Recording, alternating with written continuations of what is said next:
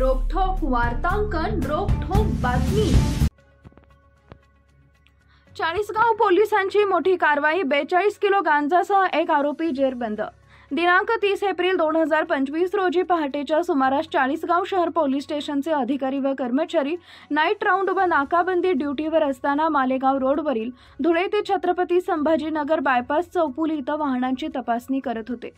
तपासणी दरम्यान एक पांढऱ्या रंगाची मारुती स्विफ्ट डिझायर MH12KN 2305 गाडी थांबवून तपासणी केली असता गाडीच्या डिक्कीमध्ये निळ्या रंगाच्या 4 प्लास्टिक पिशव्यात गांजासारखा वास असलेला पदार्थ आढळून आला। सदर माहिती मिळताच पोलीस निरीक्षक किरण कुमार कबाडी हे स्वतः घटनास्थळी दाखल झाले व पुढील कारवाईस सुरुवात केली। फॉरेन्सिक पथक व पंचासमक्ष झालेल्या तपासणीत सदर पदार्थ हा अंमली पदार्थ गांजा असल्याचं निष्पन्न झाले। घटनास्थळी शेख नदीम शेख बशीर वय वर्ष 40 राहणार गुलवाणी खालदा गल्ली नंबर 3 मालेगाव जिल्हा नाशिक याला ताब्यात घेतले। सदर गांजाचं एकूण वजन 42 किलो 583 ग्रॅम असून त्यांचं अंदाजित बाजार मूल्य 24,69,150 इतकं आहे। तसेच वाहतुकीसाठी वापरलेली गाडी देखील जप्त करण्यात आली आहे।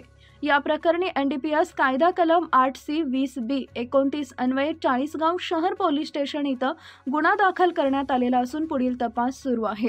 ही कारवाई पोलीस अधीक्षक माननीय महेश्वर रेड्डी, अपर पोलीस अधीक्षक श्रीमती कविता नेरकर, पोलीस उप अधीक्षक राजेश चंदेल यांच्या सूक्ष्म मार्गदर्शनाखाली व पोलीस निरीक्षक किरण कुमार कबाडी यांच्या नेतृत्वाखाली करण्यात आली। या पथकामध्ये पुढील अधिकारी व कर्मचारी यांनी तडफदार सहभाग दिला। पोलीस उपनिरीक्षक संदीप घुले, योगेश माळी, कैलास पाटील, अरुण बाविस्कर, पोलीस हवालदार राहुल सोनवणे, विनोद पाटील, योगेश बेलदार, अजय पाटील, पोलीस नाईक भूषण पाटील, राकेश पाटील, नितीन आगवणे, महेंद्र पाटील, नरेंद्र चौधरी, अमोल भोसले, निलेश पाटील, नाना बच्चे, आशुतोष सोनवणे, विजू पाटील, राकेश महाजन, समाधान पाटील, दीपक चौधरी, पवन पाटील, महिला पोलीस शिपाई सभा शेख सर्वांनी टीमवर्क, दक्षता आणि धाडसाच्या जोरावर ही कामगिरी यशस्वी करून दाखवली आहे। सर्वत्र कौतुक केलं जात आहे।